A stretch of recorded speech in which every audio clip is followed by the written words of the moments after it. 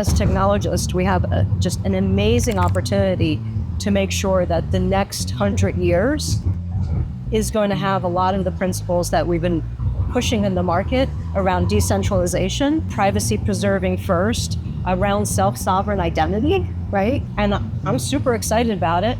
I don't think it's going to be 5 years though. I think it's going to be another 20. All right, so 10 years from now, we're 10 years away. There you go.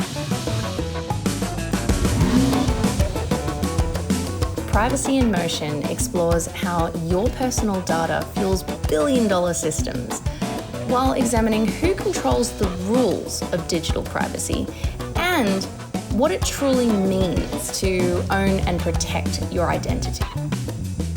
You're out here on the Vegas Strip, you get to make money through people taking photos of you. Yeah. Do you think that, think of all the people who are just giving their image away on Instagram, right? Or on TikTok. Do you think people should be paid and be rewarded for when they give their information and their image away? I believe 100%.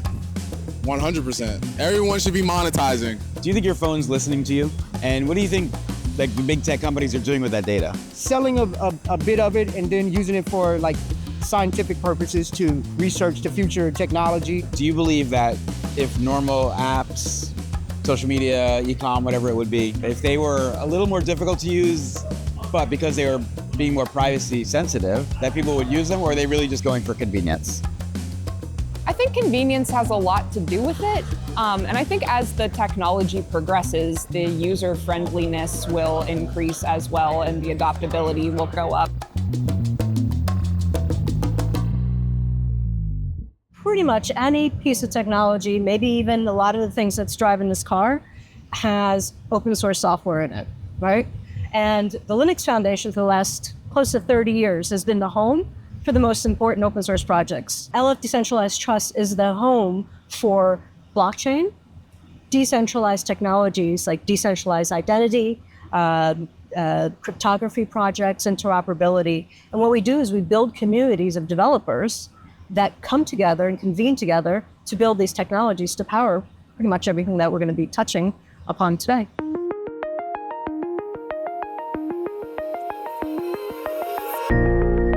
I think a big portion of the Web2 developer ecosystem needs things like they need education, right? So at the Linux Foundation, we've trained millions and millions of developers on technologies like the Linux kernel or Kubernetes, and even our own LFDT projects like Besu and Hyperledger Fabric, right? Because why? Because developers need a career path very often to get a job. If you want to go and get a job at JP Morgan, or if you want to go get a job at, Pfizer, right?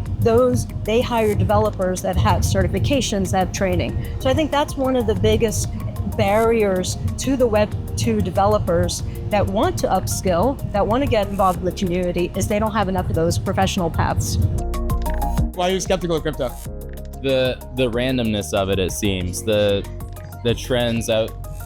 I was telling him it's not different to me than somebody showing up to school in some bizarre outfit and they either get bullied for it or it takes off and it's trending. It seems random to me. I don't get it. I think you either have to get with the times or you get left behind. Many of these developers, they've not experienced crypto, Yeah. right? And Web3 apps. They haven't experienced metaverse, right? And different types of things.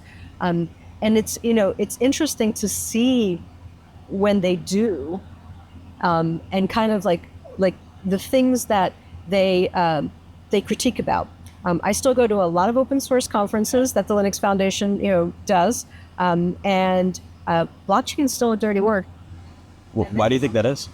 Because they see blockchain as crypto, right? Instead of a core technology. Yeah, exactly. And Yeah. so I actually had a slide that I've used for the last 10 years that says, blockchain does not equal Bitcoin. Then I updated it to blockchain does not equal crypto. But these things just take a while.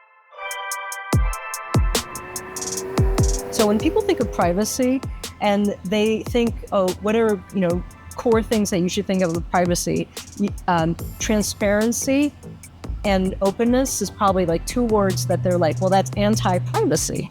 If you're doing things transparently and open, then it's not private. Everybody can see it, right? But if you start looking at building things from that level transparently, everyone can see the code. Everyone can see my project roadmap, what I'm trying to build out. Everyone can see how to get involved, how to make comments, how to submit pull requests. Then the privacy is a feature, right, that you build into the application or the project that you're building, but everyone can see how you got to that privacy. So, for us, I think it's really important that when developers come to our community, and we have 17 different open source projects now, over 50 active labs. There's a lot of great work in the privacy space happening, but everyone can show up and actually see how are these decisions being made?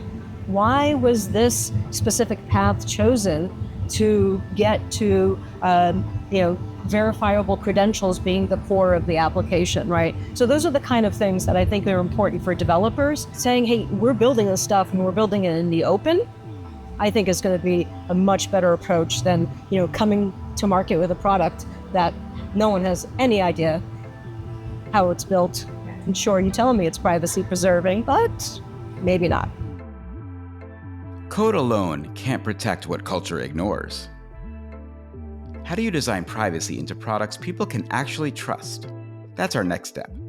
Checking in on where ethics, marketing, and metadata collide. All right, so there's a button you're gonna push This one, on the floor right there. this one, No, one next to it. There's that, and then pull up on the metal. No, the other side. this. The other side, yeah. So no, push down, and with your finger pull up. Yeah, there you go. There you go. And just pop that out. Now I know.